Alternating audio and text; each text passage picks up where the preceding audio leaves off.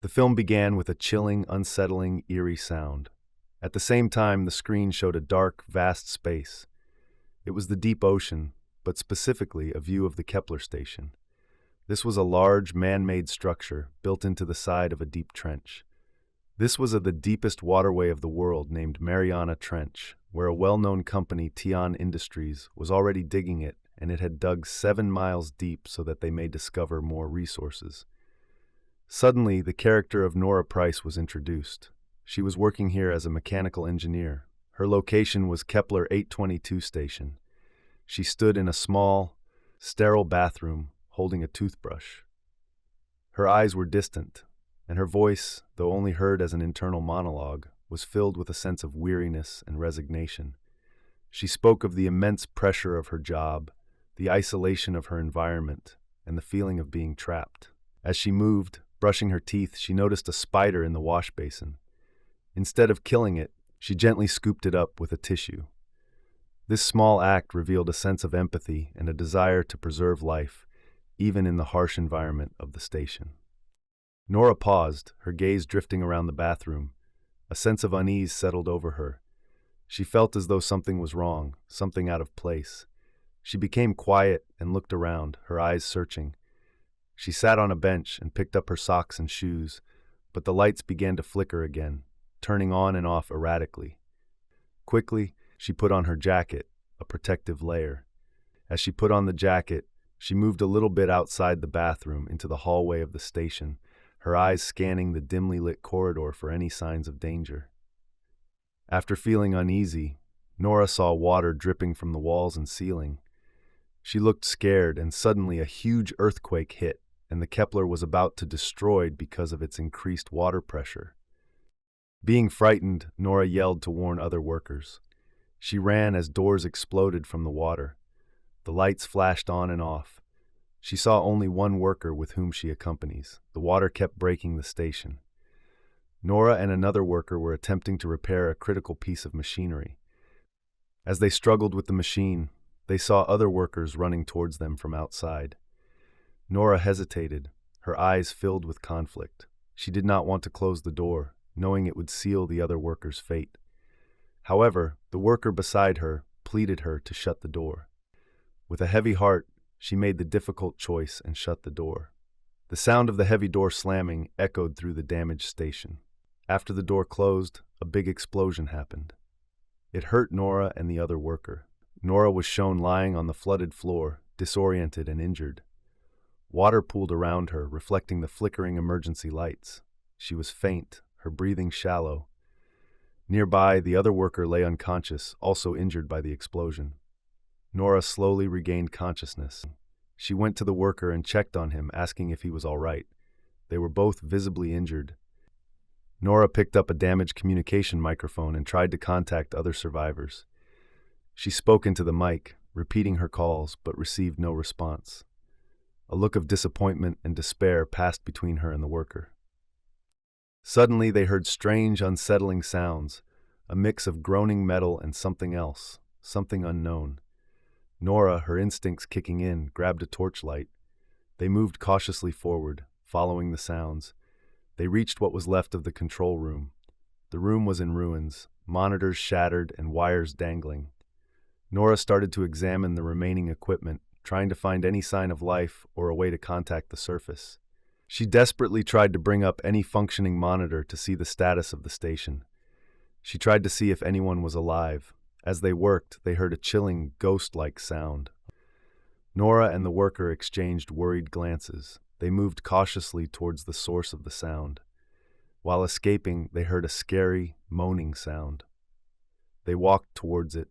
Then, they heard a human voice, weak and muffled, coming from beneath a pile of rubble. It was the voice of a man, trapped and injured. After hearing the trapped man's voice, Nora and the worker began to clear the rubble. They managed to uncover a man, Rodrigo. They helped Rodrigo to his feet. After rescuing Rodrigo from the rubble, Nora, the worker, and Rodrigo moved through a damaged tunnel. As they progressed, they came across a horrifying sight, the lifeless body of a young woman, floating amidst debris.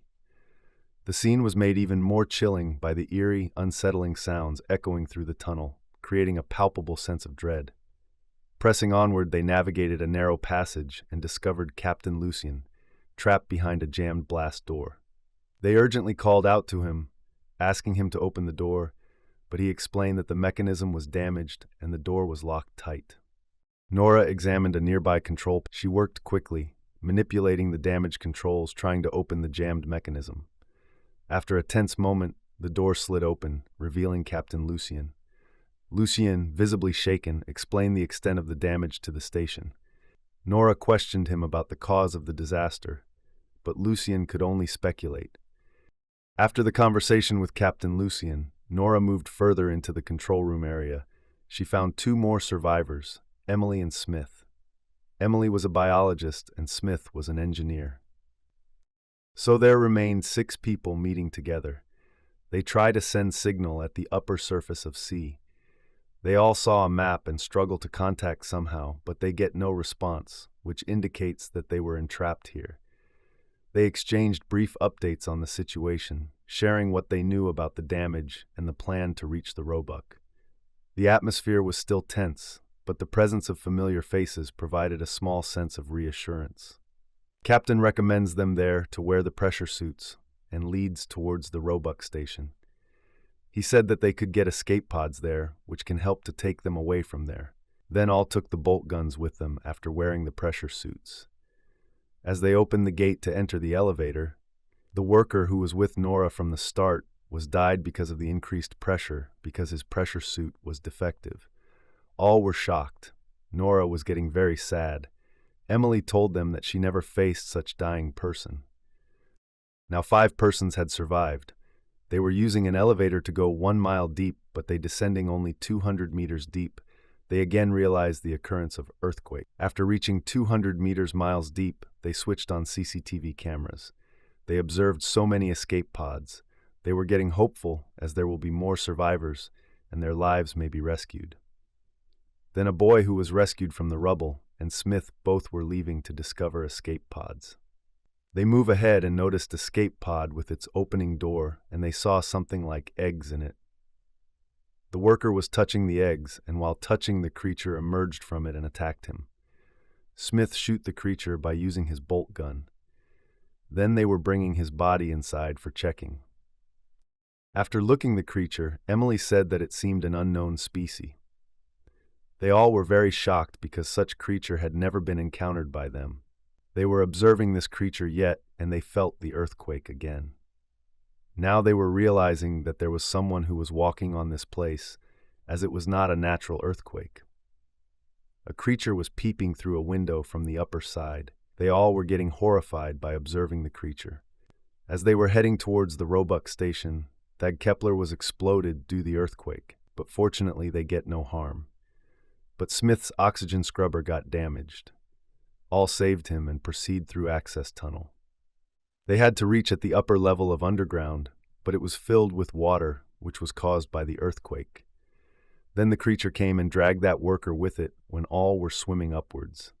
As a result, his pressure suit was filled with the blood. Everyone noticed that his oxygen pod was turned into red color. They did not want to leave him alone, but they had to come outside to save their lives. Then again a creature came and dragging Smith into a cave. Somehow Captain takes him out, rescuing Smith, but creature again comes and takes them away. Here, Captain sacrifices his life to save the life of Nora. Nora was dejected and depressed because of it. After a while, Nora reached Shepherd Station while walking. Captain used to work there before. She was discovering his locker and was thinking that he may have much information about the creature. Here she saw one more pressure suit. She was wearing the suit, lifting a gun from there and started moving towards the Roebuck station. She met frightened Emily on the way. She awoke her in her senses properly. There was Smith also who was in bad condition. They both took him to the Roebuck station while dragging, and at last they all reached there safe and sound. But the problems were never ending, as it was the arrival of difficulties for them. They saw many nests created by the creature on the ceiling, and they were hibernating there, and many other creatures were soon to come. They all 3 began to leave silently. But the creature awakens because of the set warning sounds of the pressure suits. Creature was catching Nora. It was about to engulf her alive. But acting wisely, she exploded its body with the gun, which took the life of that creature at the spot. Then Nora, Emily, and Smith were moving towards the escape pods, where they saw that just 2 escape pods, but the problem was that the 3rd pod was damaged completely.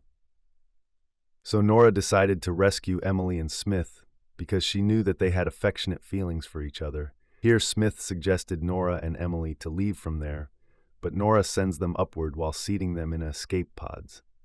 Then Nora noticed a great creature in front of her, which has occupied all the place. That big creature ordered other creatures to destroy the escape pods. At the same time, Nora was watching in camera that many creatures were pursuing the pods of Emily and Smith. So Nora decided to overcharge the nuclear core there. So as a result, that massive creature, all other creatures, and Nora herself meet their demise. Now the scene changed.